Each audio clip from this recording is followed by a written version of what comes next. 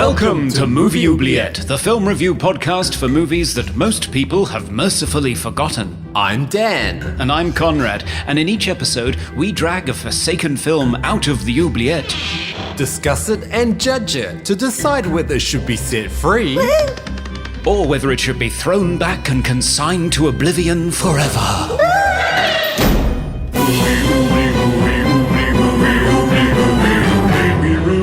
Films others tend to forget. Come with us and open up the movie oubliette.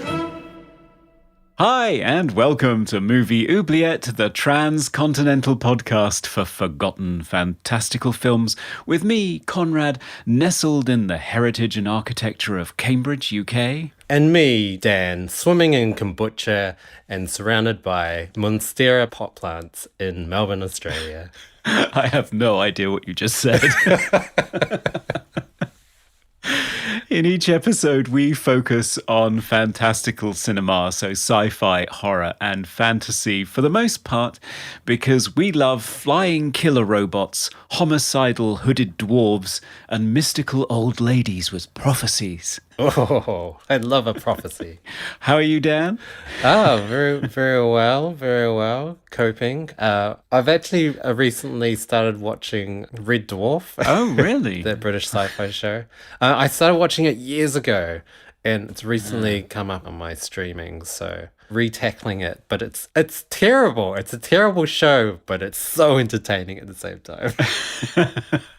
And they've started doing it again. I think they did it in like the 80s and early 90s, then stopped, and now it's started again. Everyone's 20 years older.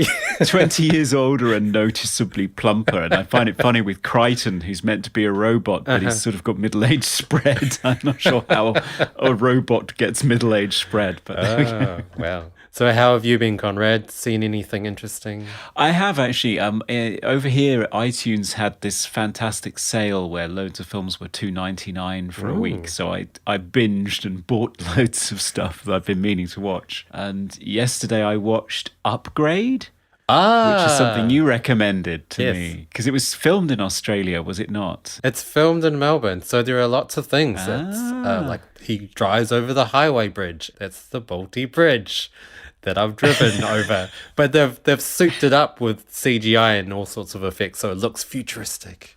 And they go into that bar, and it's a very, very popular kind of indie music bar in Melbourne called The Tote, but they've covered it in bones, and it's called the Boneyard or some ridiculous name. But and it's supposed to be really seedy and hidden away as well, isn't it? It is a bit of a seedy bar, so they kind of got that. Oh, okay. So. Okay. I loved it. I really enjoyed it. Yeah. It kind of nailed the balance between almost B-grade 80s with kind of modern, sort of ominous sci-fi horror almost. But I liked how it was filmed, and I'm looking forward to more stuff from Lee Winnell. Yes, well, he did a fantastic job with Upgrade. I really enjoyed it. Highly recommended. So, Conrad, anything in the mailbag today? Well, we had a response from Amy Batalabasi. Hey, Amy. Because we answered her Ask Me Anything question. Hey, Amy. Yes, she was slightly surprised to discover that Ghostbusters featured on our list of traumatizing childhood experiences. Yes, we are wusses. Yeah. She was also talking about the fact that she remembers having a picture book for Return to Oz. And Nathan Lang, another one of our listeners, said that he had it too, and he also had a read-along storyteller tape. Yeah, and I suddenly thought, oh, wow, I remember those. Yeah, me too. I'm pretty sure I had Alice in Wonderland on cassette tape. Yeah. With the page turn sound and... Yeah, the really overly loud compressed wind chime thing that would really startle you. Exactly. That's a blast from the past. And we also had a response from the ever-reliable Serge of Cold Crash Pictures. Hey, Serge. Hey, Serge. And he said that he saw Return to Oz when he was so young, he actually confused it in his mind, conflated it with Wizard of Oz. So for years, he steered clear of both because he couldn't remember which had the super freaky and super scary people in it. Ah, right, yes. I guess the original had the flying monkeys, but I don't think that's a patch on Princess Mombi, is it really? No, not. I don't know. They were pretty freaky, I think, for kids. You know, monkeys. They're pretty freaky. Yeah, they were. Thanks to everyone for getting back to us. We love to hear from you. Yes. So I guess it's time to fetch today's movie from the oubliette. And I think it's your turn because I've been kind of hogging it, I've just realised. Yeah, it's been a while. A few months now, I think. You haven't been since Melancholia, have you? Yeah, so I can't even remember how to do this. Where do I go? Well, if you just behind you and take a left. Oh, okay. Right. I'll be one moment. Oh, here it is. Over by the oubliette. Whoa! What's happened to the inside of this? Where are we? What are these poles for? Why is the sky red? Who are these short guys? What's in those barrels? Yeah, I've just got so many questions. Oh, watch out for that flying ball. Oh, what was that? I'm just gonna quickly grab the film and get out of here. The funeral is about to begin, sir. Whew. That was an experience. Yeah, the last thing you want is balls flying at your face. No, especially deadly, spiky silver ones. So the movie we have this episode is Phantasm, the 1979 surreal horror film written and directed by Don Coscarelli. Ah, I have never seen this movie. Well, it's a bit of an interesting one. So Don Coscarelli, he also directed The Beastmaster, Baba Hotep, which I think one of our listeners mentioned that we should do. More recently did John Dies at the End, which is a really surreal film that I would love to cover at some stage. So Phantasm is the first of a subsequent franchise of Phantasm movies. They got up to 5, I believe. The fifth one not actually directed by Don Coscarelli. This one stars A. Michael Baldwin as Mike, Bill Thornbury as Jody, Reggie Bannister as Reggie, and Angus Scrimm as the Tall Man. Sounds exciting. And what's the synopsis here? What's it about? So this film starts with the mysterious death of Tommy. So Tommy's friends Jody and Reggie attend their funeral, while Jody's 13-year-old brother Mike witnesses some very uncanny behavior from the Undertaker, later to be known as the Tall Man. Mike investigates further to discover strange cloaked minion dwarves and floating murderous spiked orbs. Convincing Jody that something is amiss at the Morningside Cemetery, they try to find answers, only to discover missing dead bodies, a knife-wielding femme fatale, and a portal to another dimension.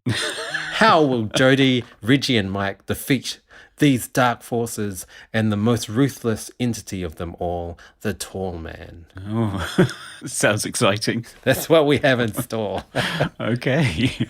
Well, I can't wait. We'll be right back.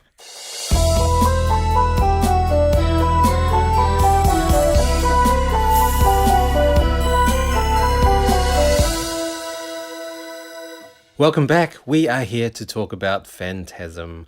So, Conrad, first time watching, your thoughts? I had never seen this before. Yes. Some people might question that why this is in the oubliette, seeing as it's got a reasonable amount of cult status and there are 4 sequels, and very recently it was remastered by J.J. Abrams and re-released in the cinema. So, arguably it's not as forgotten as we might think it is. But I don't know, it's just not one of those ones that I've ever seen, and it doesn't seem as iconic to me as Halloween or Friday the 13th. Yeah, it's a really odd film to watch. It does all the horror tropes, but at the same, it introduces a lot of things that just don't really make a lot of sense. And No. it's not the sort of thing that you can just put on to anyone. It's not like Halloween or Friday the 13th.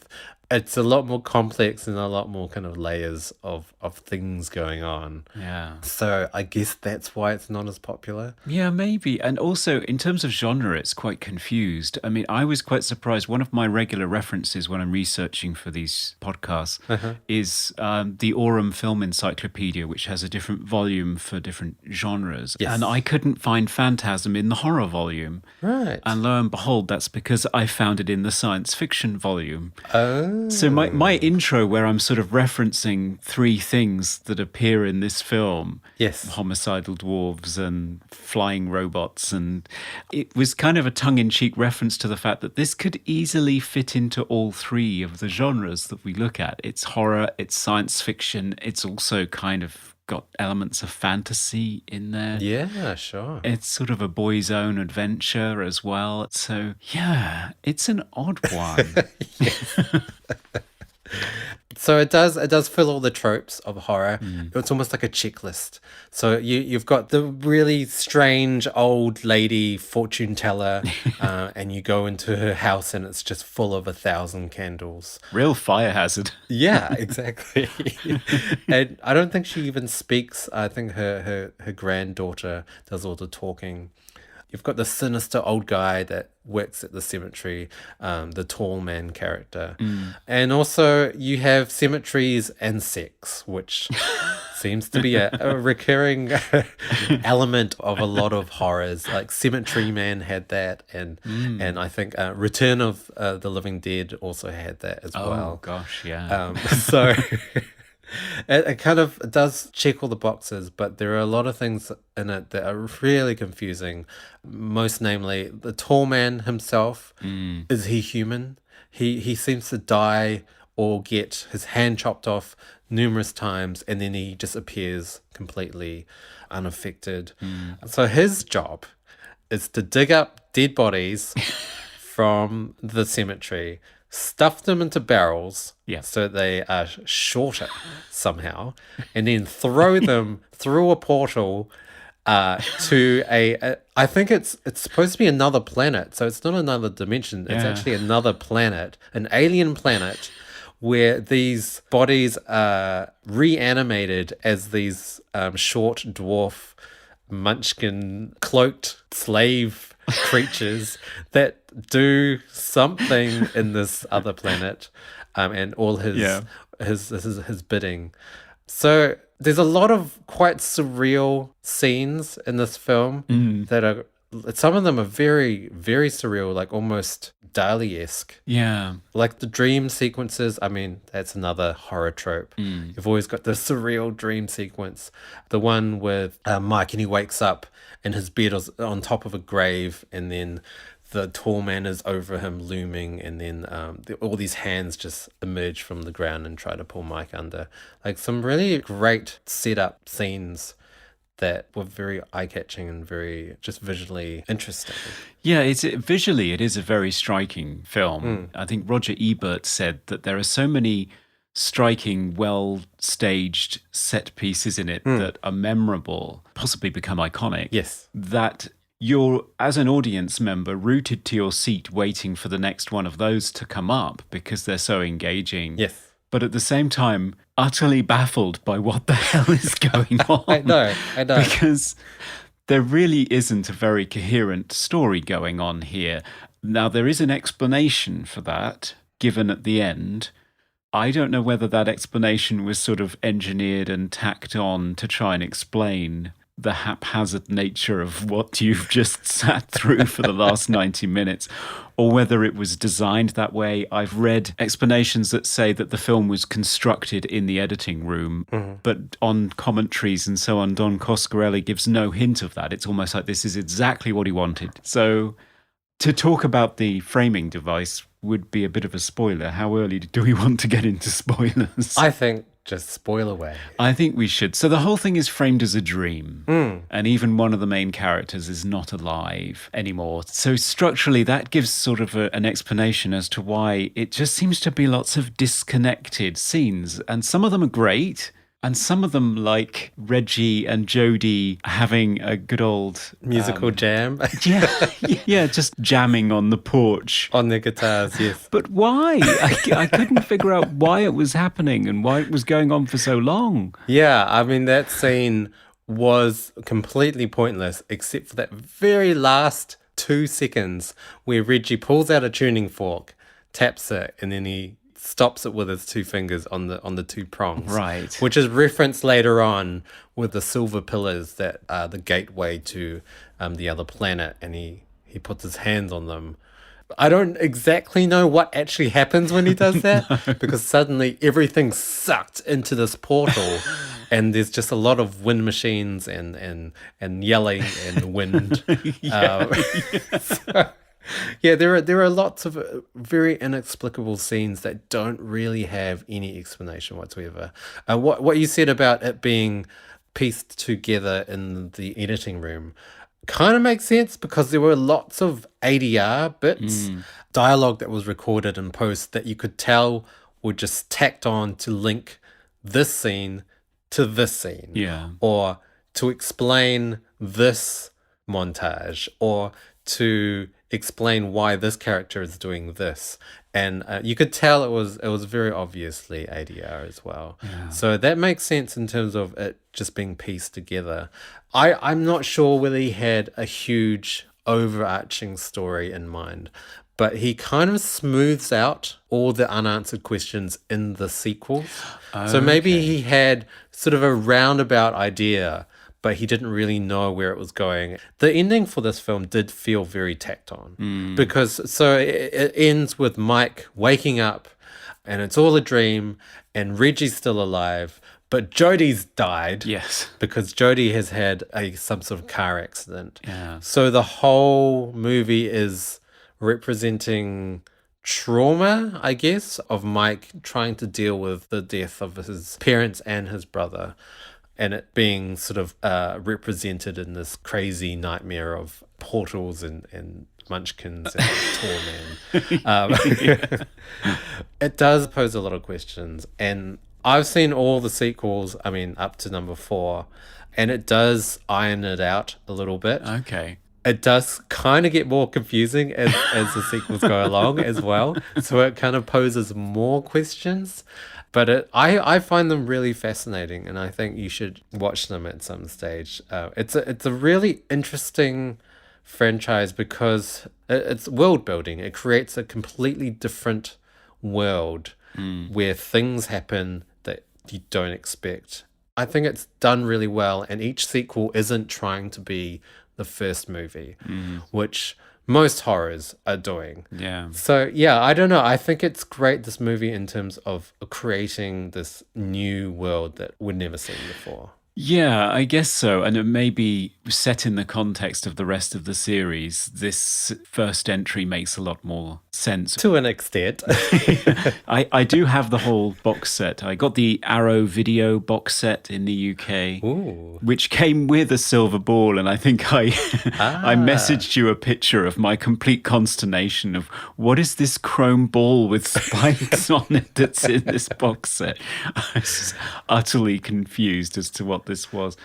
But yeah, so maybe I'll watch the rest of them, because for all of my confusion, I am intrigued. It certainly keeps you on your toes. It keeps you engaged, even though when you start to analyze it anyway, it really doesn't make a great deal of sense. No, not really.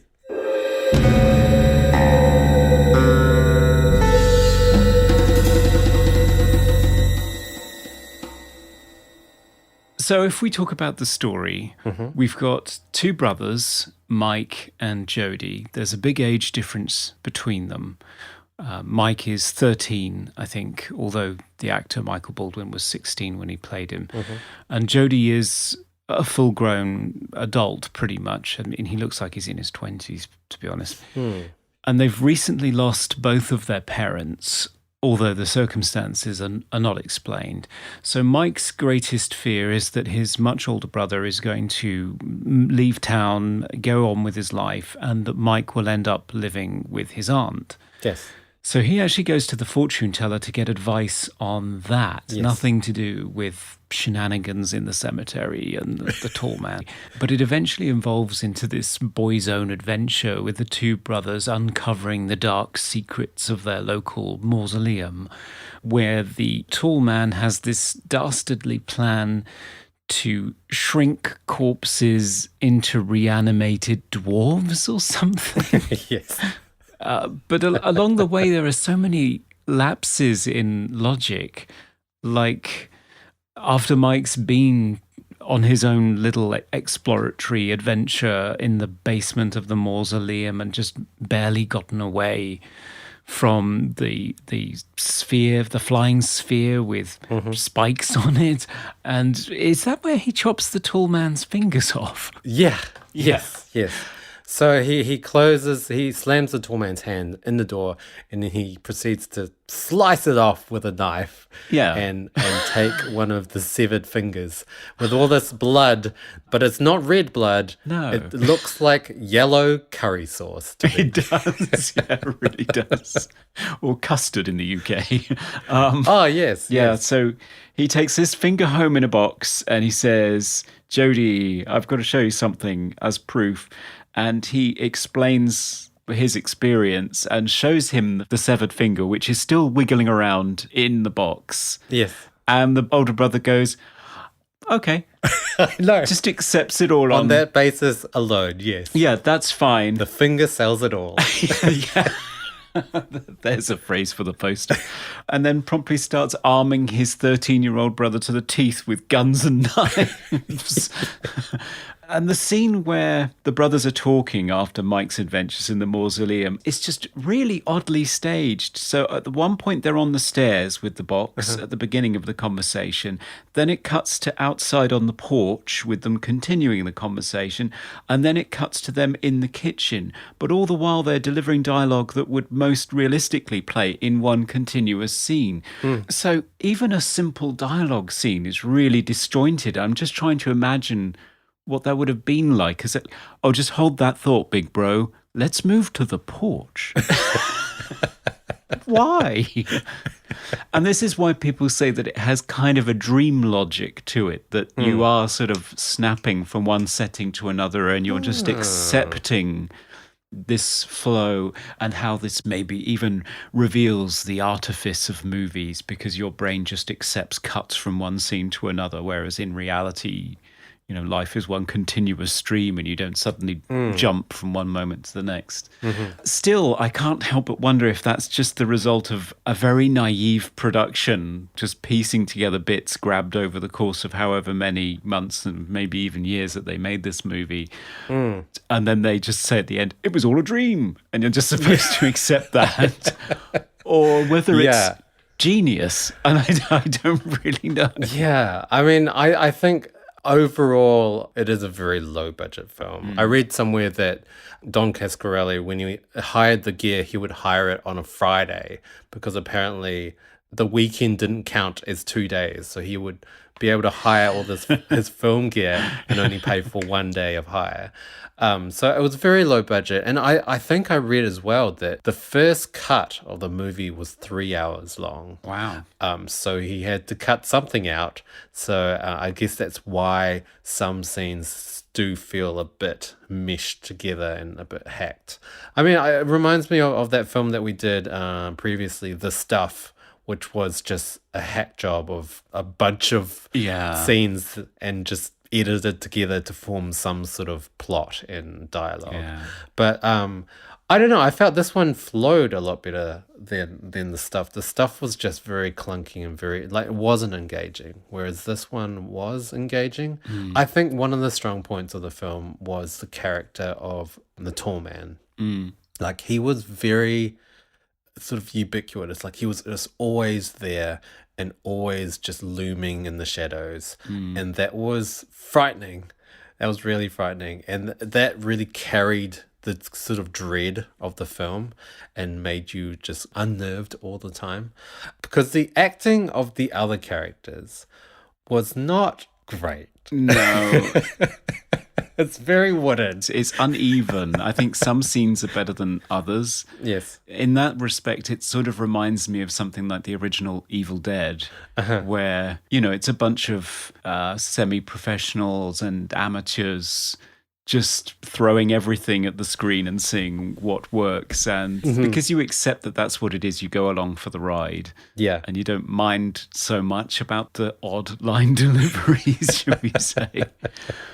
But I think overall it's passable. And compared to the stuff, there were lots of scenes that were just 10 times as long as they should have been. Whereas the dialogue in this was the dialogue that you needed to hear most of the time. Yeah, I mean, some of it's risible, though, has to be said. I mean, lines like, there's a door down there and I'm sure there's something behind it. I mean, yeah, that's a safe bet. I mean, I did feel like a lot of the dialogue was just exposition. Here's some exposition. We're telling you what's happening. Yeah. So, yeah, that's true. But even then, the logic, the motivation of the characters from one scene to the next just didn't make any sense. I mean, even the fact that Jody goes to the house armed to the teeth after his little brother's brought back a severed finger and spun him this yarn, and then promptly, after being attacked by a Jawa in a brown robe, and he never sees the face of this thing, so anything could be under there, and he just shoots it in the head at point blank range. You think, this could be a kid in a bathrobe. What the hell are you doing? And in fact, it was a kid in a bathrobe. Yeah, apparently they were all children, yes. Yeah, they are all kids. And meanwhile, he's locked his younger brother up in his bedroom to keep him safe or something, to force him not to follow him. And he escapes, doing something incredibly dangerous. Yeah, it was really funny scene because everything was kind of laid out for him to make this device to exit the room. Just very conveniently, all the items he needed just right in front of him. Yeah, like a pin and a shotgun cartridge and a hammer. And I think in reality that wouldn't have done what it does in the movie. I think it would have blown his arm off. Really? Oh, okay. Yeah, I believe so. Yeah. On the commentary track, the director was saying, don't try this at home, kids. It really would not do this. If you strap a shotgun pellet to a hammer and then hammer a door, it wouldn't blow a hole in the door. It would blow a hole in everything around it. So wow. Okay. That's why there's a barrel. It projects things in one direction. Sure. Yeah. So Mike escapes and goes after Jody. And as Jody's exiting the mausoleum after his run-in with the homicidal Jawa, his prize car pulls up outside in front. And he starts to threaten it with a gun. And I'm thinking, A, why are you suspicious of your own car? And B, why isn't Mike just shouting, Jody, it's me, get in? Yeah. The logic just escapes me. It feels as though it's manufacturing a moment of tension when there didn't need to be one. Yeah. I mean, I kind of liked it. Like, it was kind of tense. Like, you didn't know who was in the car. And then, it's just Mike. But I mean, because there were a few other kind of more tense scenes that were pointless. That had no. There was one scene where they arrive home, and he's walking down the corridor, and there's all this tense music is playing, and then the maid, a character that appears once and never again, just pops up and makes a loud noise, and it's a jump scare, and it serves zero purpose. It wasn't even a very tense scene from a character that you've never seen before. No. And never will see again. No, and apparently she didn't make a noise to make you jump in the actual day of shooting. So the first sound that you hear is actually Don Coscarelli. Oh, right. Yeah, okay. In post he recorded a or something and they just pasted it in. Hilarious. Yeah, so logic is not this movie's strong suit, but I don't know. It's, as I say, it's all a dream, and that just excuses everything. Yeah. But you do kind of go along with it, though, don't you? As the film is going along, you are sort of wound up in the atmosphere of it, the world that Don Coscarelli has created here. I really liked the kind of sort of nonsensical almost way of how people were making decisions and plot lines and stuff. It was kind of reminiscent of some of David Lynch's movies. Right. Like yeah. it just had just a weird vibe throughout. And it was never really daytime as well. It always seemed to be nighttime. It just had the sense of this is not the real world.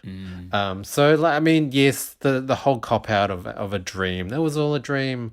It's annoying, and I remember not liking that ending. No. But as I said, you should watch the other films, and All will become clear. yeah, it's almost like if you watch the first Lord of the Rings film, and then you made judgment for the entire series based on that film alone. There's kind of more to come, but at the same time, it gets more confusing. And the fourth film, it makes no sense, Right. Okay. even more. So, I don't know. I kind of like to be challenged in films in terms of trying to make sense of it. Yeah. And I think there's enough there to almost make it work. And it does kind of work. Yeah, I mean, I would go along with you in terms of I don't necessarily want to be spoon-fed. I like having to think about things and to discover new things the more times I watch a movie. And I think the Lynch dream logic comparison is a good one. You get a sense with David Lynch that in his own mind, he has a very clear idea of why all these things make sense. They make sense to him, and you've just got to go along with it. And sometimes I can feel that it's speaking to me, even though I have no idea really what's going on. I sort of respond to it anyway. Yes. And I think the difference with this is that it's all done with such glee, which is often lacking in Lynch. I mean, Lynch is pretty dour. Yes. But in this one, when you have something like the local ice cream vendor show up right after the two brothers have done battle with a mutant insect, Yes. and upon seeing this ridiculous special effect on a string, Reggie is just sold on the whole situation. It's like, yes, let's go and kick the tall man's ass. Yes. And you think, right, so you're just accepting that on, okay, fine. It's so upbeat and full of energy that you just kind of go along with it. There's never really a dull moment. There's always something to do. Like, let's go here. Let's do this. Let's do this. And so it kind of just keeps you on the edge of your seat throughout and just wondering what the hell is going to happen next. Yeah.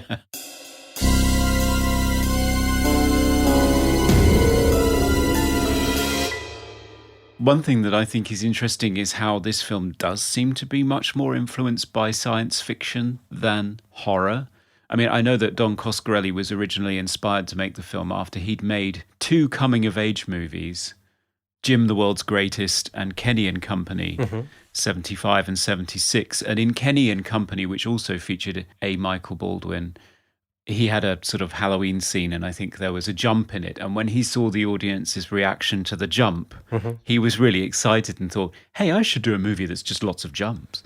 So that's why he did a horror movie. Yes. But his horror movie is much more inflected with science fiction. I think I was really struck when Mike goes to see the fortune teller that she performs this weird test on him where he has to put his hand inside a box and he's told that something is happening to his hand and it's very painful.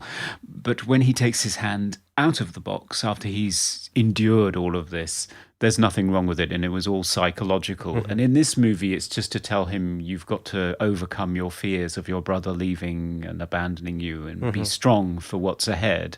And of course, this is a direct reference to Dune. I don't know if you've either read the book or seen the movie. I've got the book on the bookshelf and it's sat there for 5 years.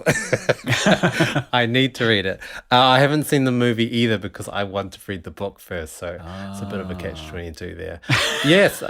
I read there was that reference to Dune. Apparently the bar that he goes to as well is called Dune. Yeah, Dune Cantina. Yeah. So you've got jawas running around, these little guys in brown robes, which apparently wasn't intentional. They were making the movie around about the time that Star Wars came out, and all of a sudden they realized that there were these little people in brown robes and they were screwed. But yeah, so you've got jawas running around. and a direct reference to the Gom Jabbar sequence from Dune. And then they go to the Dune Cantina bar. I was just waiting for John Williams' music to strike up. Yeah. And to top it all, the brother meets an alien there because the young lady that he takes out to the cemetery for some sexy time is actually the tall man, apparently. Yeah, I mean, yeah, that's another confusing scene for me. Yeah. Because I was trying to figure out whether it was the tall man or whether he was controlling her somehow through mind control or something. Oh, okay. Or whether he just can shapeshift into a femme fatale. I'm not sure. Who knows? But yeah, he and her are supposedly aliens. They're not human, and the portal is to another planet. Definitely science fiction all the way. It is, yeah. The room that the two prongs are in with the white glowing walls was a direct reference to 2001, the room that Dave Bowman lives out the final years of his life in. And also in Mike's room, there's a fairly prominently featured science fiction book by the author Roger Zelazny. My Name is Legion. Oh, okay. But on the commentary track, the director says lots of people have asked him about the significance of that, and he says he just liked the colours. But still, it's science fiction everywhere in this movie, rather than horror.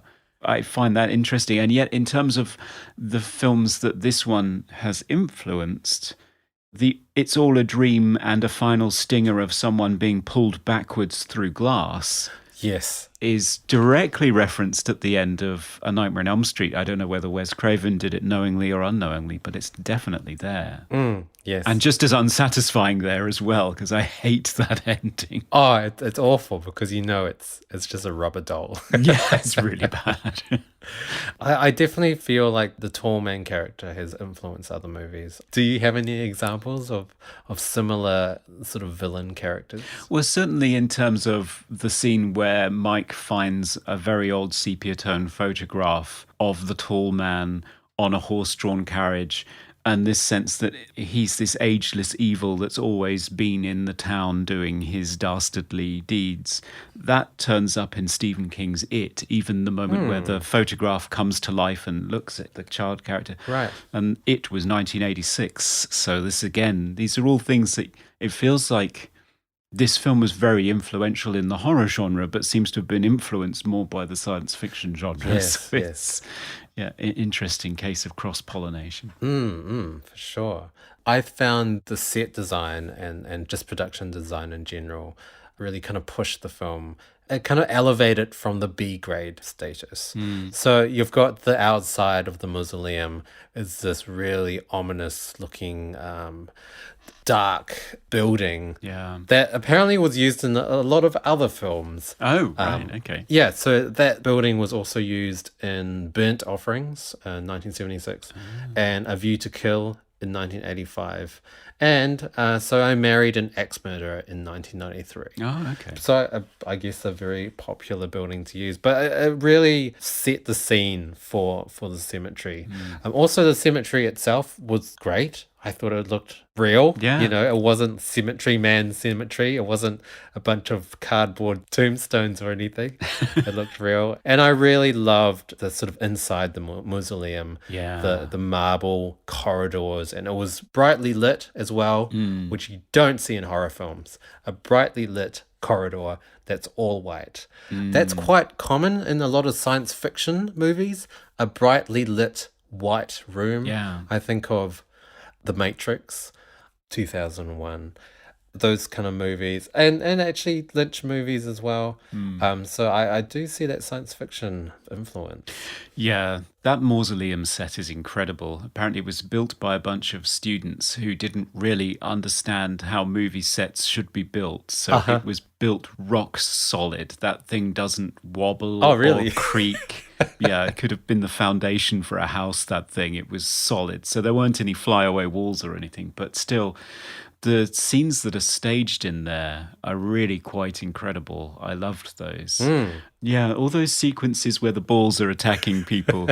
The first guy that you see being killed by one of these spheres is a caretaker, and I think he must be in on the whole thing because he's fighting with Mike when it happens. Yes. And it sort of attaches itself to his head, drills into his head, and then just sprays all of his blood everywhere. Yeah. But then seemingly that blood disappears in the next shot. Yes. But then when he's lying on the ground and Mike's looking at the body, this puddle of urine starts to grow in between his legs. Yeah. So it's sort of ridiculous to begin with and melodramatic, but then it's brought down by this nasty note of realism with the guy releasing his bladder after he's died.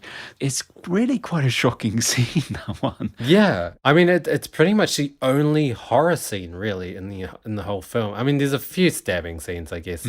But this one is very graphic. And apparently, originally, this movie had an X rating because of that scene alone. But they managed to somehow negotiate it down to an R rating. Okay. But yeah, it's a pretty graphic scene, and the blood is like a jet. It's like a water fountain of blood just jets out of him. Yeah, it's like industrialized vampirism was one description that I saw of it. Very efficient. I also I love the effect that they'd used for the orb flying through the air and attaching itself onto the guy's head as well. That was all done backwards, apparently. Yeah. So instead of attaching itself to the head, they just pulled an orb away from a dummy head. And also that when it was flying across the room, they just threw it and then did it in reverse. I'm really amazed at how much they were able to achieve on such a low budget and with such limited means. And I think it really does stand above a lot of other similar budgeted movies. Yeah, sort of cheapy B-grade, straight to VHS knockoffs of the era.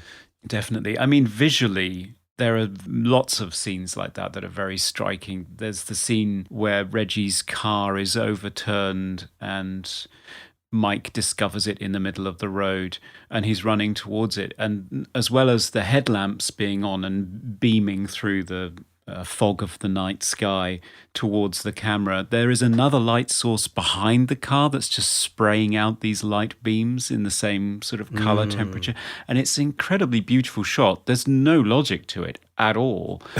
No. But it's a beautiful shot. And right after that, when Mike is collapsed in the middle of the road and he ends up making sort of a psychic connection with his older brother and that revives him in some way. I don't know what's going on there.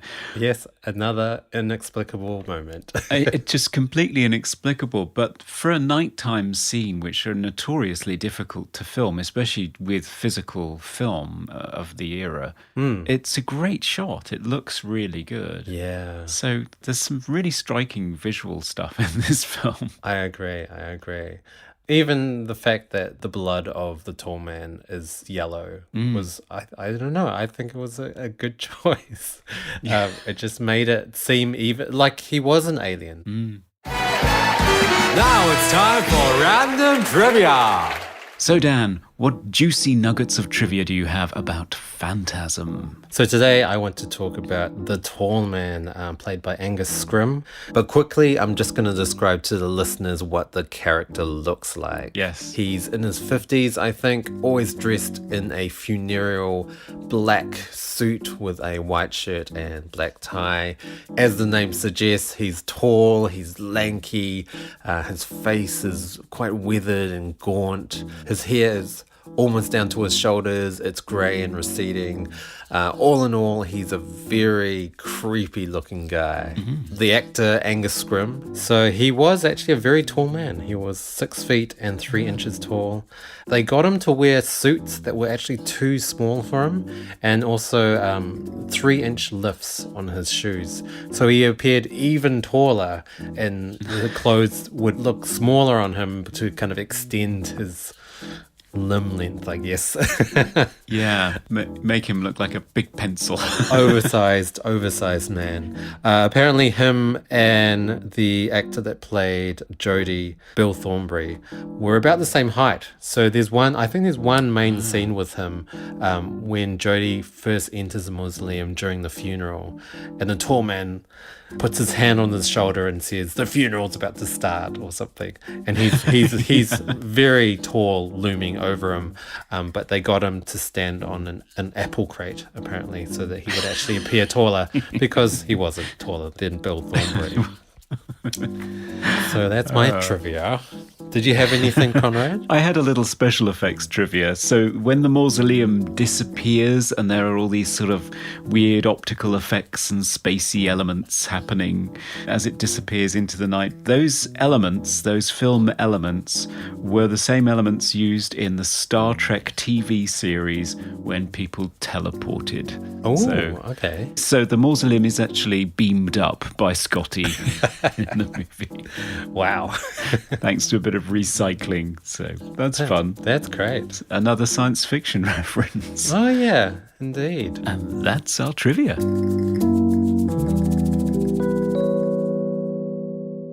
Shall we talk about the music?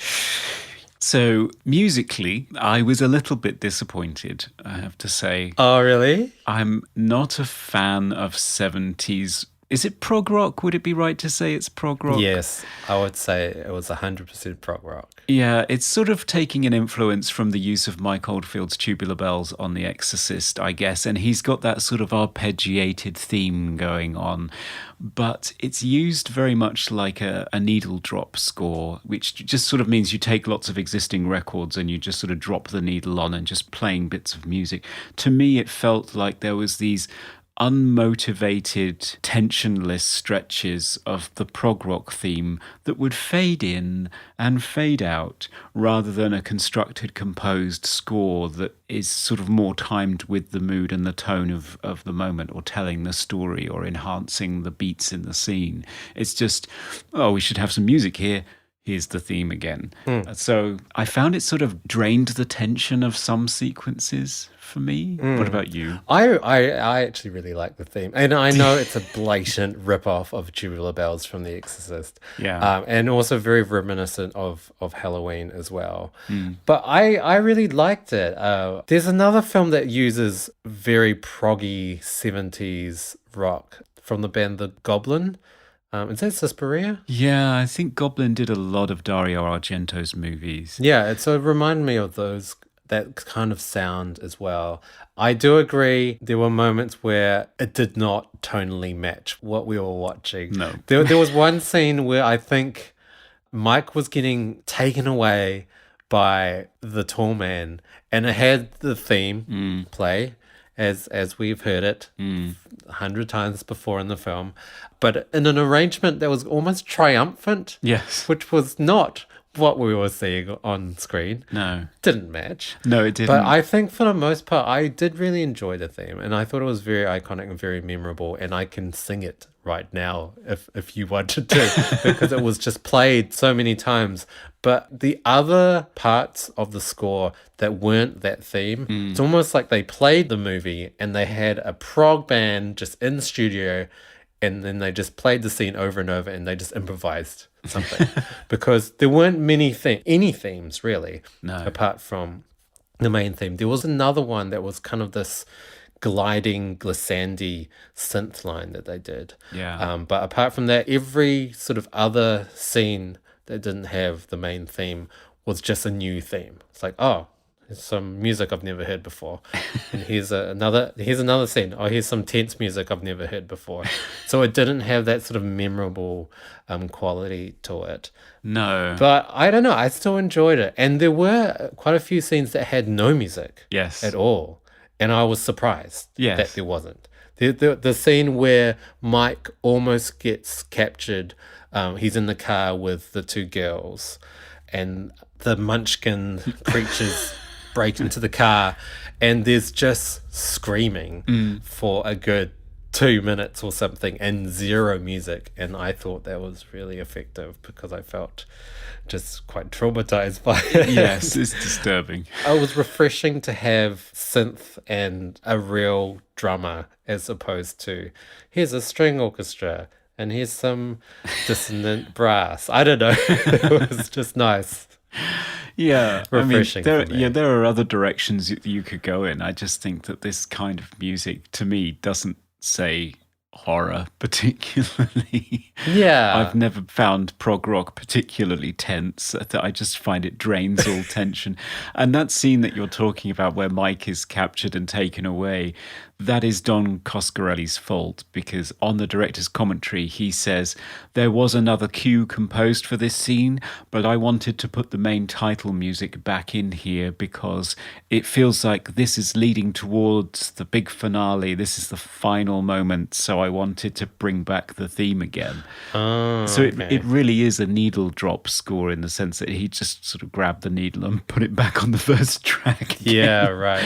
And I agree. I don't think it was a good choice, to be honest. But what about the sound? Did you think the sound design was particularly good in this movie? I really liked it. I actually really liked the sound. I liked how they represented the tall man with sound.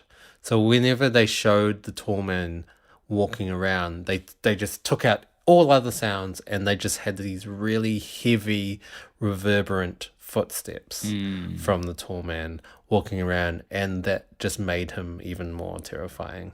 And I thought that was a really good choice. It's 70s, so, and low budget, so obviously it's not going to be very, very detailed sound wise. No. But I thought it was pretty good. I did notice some castle thunder towards the end. Well, it's a very stock standard thunder sound. To most people, it just sounds cinematic. I mean, now it just sounds Like cliche. Castle Thunder, yeah.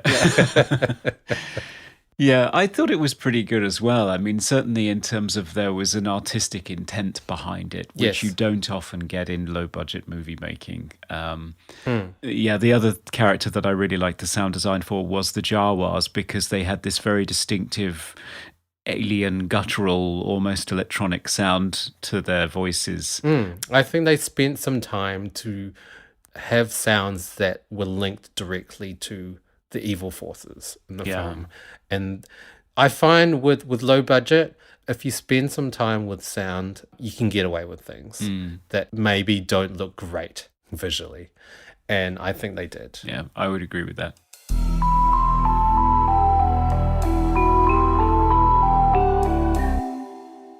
Okay, so what are the themes of this film? Well, it's an interesting one, isn't it? I mean, I think you touched on it earlier in terms of the whole thing is one fevered dream of fear of abandonment. Certainly, that's another thing that a lot of horror movies have is absentee parents. So in Nightmare on Elm Street, it's the parents are guilty of the original sin that the children are paying for, and Nancy's mother is an alcoholic and she's not really there. And in this movie, it's a very depopulated town that doesn't seem to have any authority figures in it. Certainly coming of age is in there as well. There's a lot of interest in sex, for example.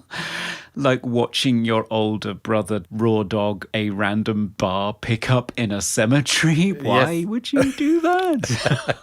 And somebody pointed out actually that although he gasps wow when the lady in lavender, as she is called, reveals her breasts, I'm not quite sure how he can see them from where he is, because they show the reverse angle POV and I can't see it from where he is. All you see is Jodie's bare butt. Yes. Which one writer said that he gives a more appreciative sound when his brother's bum is revealed. So there's some sexual confusion here, for sure. But I mean, I do love the whole dynamic between the two brothers. And it's something certainly I can relate to. I have an older brother who is much older. Oh, yes, he cameoed in our Christmas episodes. Yeah. Hey, Gary. Hey, Gary. He's not a stranger to the podcast. So, yeah, that's sort of looking up to your older brother and being afraid that he's going to leave and you're going to be left behind. I quite like that as a theme. Don Coscarelli has some interesting ideas on what the underlying theme or the impetus for the film was. Oh, yes? But maybe you should go first. What sort of things were you picking up from the film? I mean, if you take in the whole dream element twist to the whole film, so it was all a dream, and it was just Mike dealing with trauma, dealing with the loss of his parents and his brother, and I guess the tall man, you could say he is a symbol for death He is the death figure that will take his brother away, and the portal to another planet would be the portal to heaven or hell, if you take into account the whole dream twist. Since I've seen the other films, yeah, there's other explanations that I could come up with, but I don't want to spoil it for you. I'd be really interested to hear what Don Coscarelli has to say. Well, in the commentary, he says that it's all about the American way of death. Okay. Which is, he's focusing on how disgusted he is with Americans' way of dealing with death, that it's kept at arm's length, that it's not discussed, and the fact that they get a mortician to deal with all of it and not look at it, not confront it, and then to cover it with makeup and hide all of it. Just it gives this window of opportunity for the tall man to come in and do his dastardly deeds. Yeah, okay. I mean, it definitely has a sense of foreboding throughout the film that the inevitable will happen no matter what. Yes. And death is inevitable, so... Coming to you live from the Movie Oubliette Theatre, it's the prestigious Mobley Awards. Yes, it's everyone's favourite time of the podcast, the Mobley Awards, where we nominate a bunch of our favourite things in a number of frivolous categories. Conrad always started off with our favourite quote. What was yours? So my favourite was Jody schooling his 13-year-old younger brother on gun responsibility. Oh, yes. Where he says to him, "You don't aim a gun at a man unless you intend to shoot him, and you don't shoot a man unless you intend to kill him. Warning shots are bullshit." Which is great. I mean, I think I'm not a fan of the NRA and gun ownership in general, but I do have a respect for people that have a very strong sense of gun responsibility. And I think telling people don't aim a gun at somebody unless you intend to shoot them, and don't shoot people unless you intend to kill them. So it's sort of imagine the worst case. So I think out of possible ways to introduce your 13-year-old brother to using a gun, I think this is a pretty responsible one. So well done to Jody. Yeah, and I don't think Mike ever shoots irresponsibly in the movie either. No. I don't think he actually shoots at a man in the movie, so... That's true. My favourite quote was actually the same quote, but I did actually like... There's one...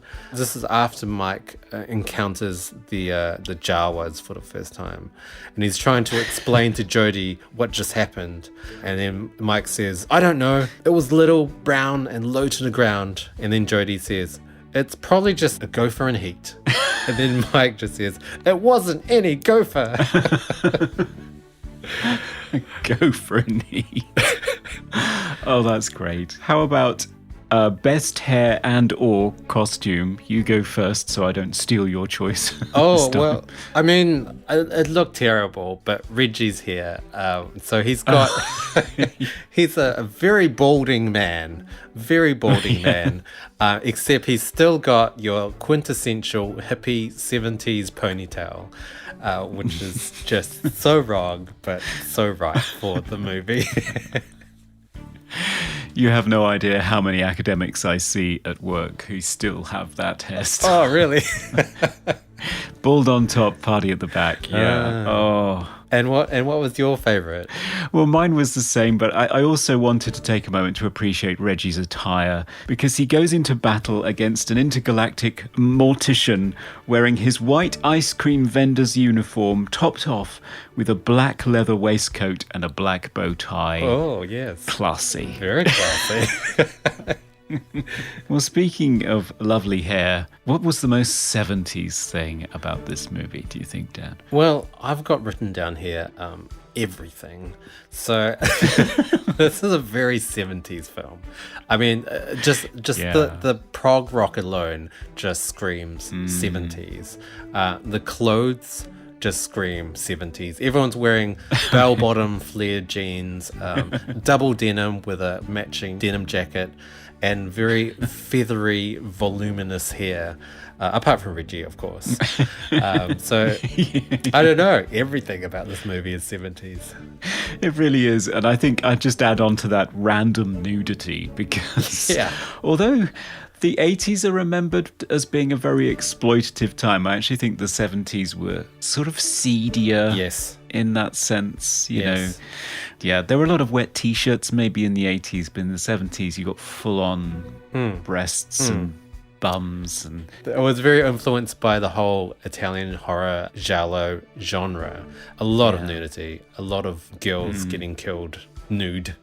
So yes, just passed on to Hollywood. And in this case, it isn't even the people you think it is, because the lady in lavender did not want to reveal her breasts. No. So it's actually a stand-in. Yes. I think Bill Thornbury also has a stunt bum. That's not his bum. Oh, that's actually okay.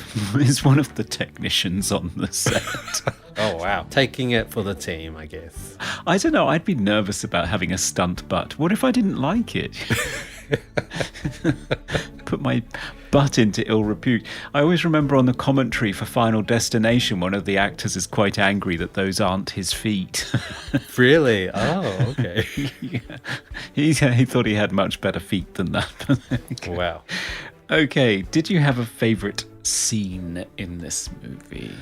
Oh, I mentioned it before, actually. So it's one of the dream scenes with Mike waking up in his bed on top of a grave, tall man looming overhead. He's backlit. It looks amazing. Just wow, great scene. Yeah, it's quite a set piece, isn't it? Sort of a tableau, because the tall man, I think, is staring directly at the camera with his arms outstretched. Yes. It's almost like a painting. Yeah. I love it. Yeah. It's beautiful. Mine is the first scene in which the spheres kill someone. And so, Yes. we've talked about that before. It's a beautifully staged shot that's lit amazingly well. And the performance of Mike and the tall man as well, before Mike escapes, where they're sort of staring at each other opposite ends of this long marble corridor and then mirroring each other's steps as he's working his way towards the exit. Yeah, I love it. It's a great scene. And that leads very nicely onto the next category, favorite special effect. And mine would be that scene you've just mentioned, the killer orb scene. Yes. I mean, my favorite is actually the tall man's severed finger, because I thought, when I saw it wiggling around on the floor in its little puddle of custard, I thought that it was a real finger, that there was just a member of the crew under the set poking their finger through with an application to give it a fake severed stump at the end. Then Mike picks it up and runs off with it. I was quite stunned. I thought, wow, that's really good. Self-contained little puppeted thing. Yeah, I thought it was great. So on to the next category. What did you think was the most cliched horror moment? Well, are we going to do horror or sci-fi? This is the thing. Well, yeah. Which genre is it? I mean, if we go with horror, I think it's definitely investigating basements late at night, because it's never a good idea, especially when you break a window really loudly to initiate your stealthy investigation of the evil tall man's basement. But I think actually the thing that's remarkable about this film is that most of the cliches are sidestepped. So instead of there being a cat in the basement that leaps out at Mike, it's a mannequin head. In truth, because on the commentary they say they couldn't get a cat. What? It was going to be a cat, but they couldn't get one. Yeah, and Mike consulting a paranormal expert, but that happens when Mike's just worried about his brother leaving town, not that he's worried about the tall man. So a lot of cliches are sort of sidestepped. But what did you think? Did you spot a cliche in this movie? I mentioned it before, but cemeteries and sex. Yeah. I mean, I guess that was a very 70s, 80s horror trope. Yeah. Why? Why would you do that? I don't know. Only happens in horror movies. It's just too cold and creepy. And what if somebody found you? No. I don't think that's a good idea. That's a bad idea. Yes. Sound effect. Did you have a favourite sound effect in this movie? We've talked about a couple before. Yeah, well, actually, the sound of the orb, the floating, flying orb, killer orb. Yes. It had this kind of whizzing, whooshing sound, but it was also coupled with, I think, like a synth sound as well as an airplane. I don't know, there was a lot going on for this one single silver orb flying across the room. It was different, I think. It was not what I expected, and I liked it. Mine would be the Jawa voices, which I've mentioned Yes. before. But I also have a least favourite sound effect, Yes? which is Mike hammering his older brother's toes when he's hiding under the car. Oh, yeah? Because it sounds like hitting an empty cardboard tube. It sounds really hollow. It's odd. Yeah, right. Yeah. So let's bring back the infamous star rating for fake blood. Oh. There was actually blood in this. There was, yes, of all colours. What would your star rating for fake blood be? I really liked it. I mean, I think it was the right color. It wasn't bright red, but it wasn't dirty brown. It was the right sort of corn syrup red that they have. And also, it's funny, a lot of the films that we've done with horror, they have had other coloured fluid blood as well. So it's nice to see some custard yellow blood in this as well. Yeah.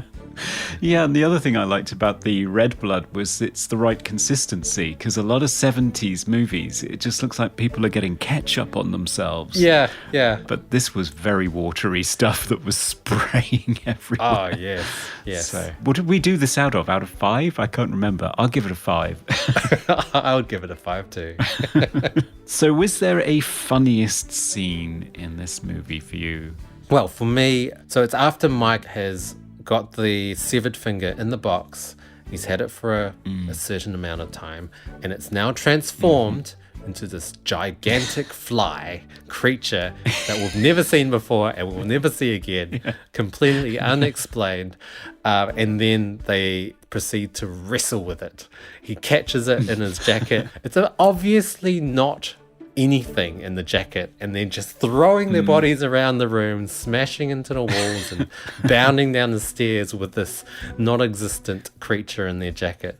And it was just hilarious to me. Yes, I would agree. I was laughing a lot during that scene, and that was the one that I picked too. And I think it's set up as a funny scene, to be honest, because when you see the thing, it's after the finger, which is so good. Yes. That fly is just so crap. It is. And it's introduced because it goes behind Mike and then it's sort of slowly working up his hair. Yeah. And he's just sat there looking up, trying to figure out what's on the back of his head. And I thought, this is comedy. This is Evil Dead 2 funny. This is ridiculous. That's true. And that's our Mooblies. Yeah.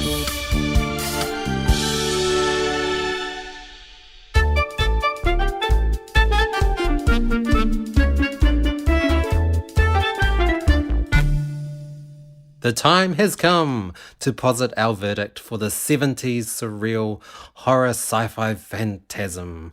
Should this film be thrust through a portal to another dimension by a bunch of rabid cloaked dwarves, or should it be liberated into the world to freely stuff dead bodies into barrels to be thrust through a portal to another dimension?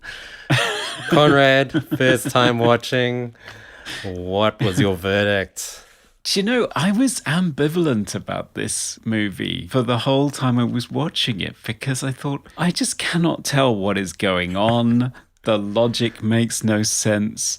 The scenes are cut so strangely. Yeah. I'm not invested in the characters necessarily because it's all just so odd. The music is just so tensionless and unengaging. But at the same time, it's visually so striking, and there are so many arresting scenes in it and so many things that you're thinking about afterwards, that it sort of casts a spell over you. I just think in conclusion, I think you do have to see it. I think you do. I think it deserves to escape, because I don't think it is your bargain basement, straight to VHS, 70s, cheap and nasty drive-in horror movie. There's a lot going on here. It's much more creative than that. And I think that's the reason why Don Coscarelli is held in such high regard by his fans and fans of cult movies generally. So like a silver orb, I would let it go singing out of that mausoleum to terrorize and confuse people everywhere. How about you?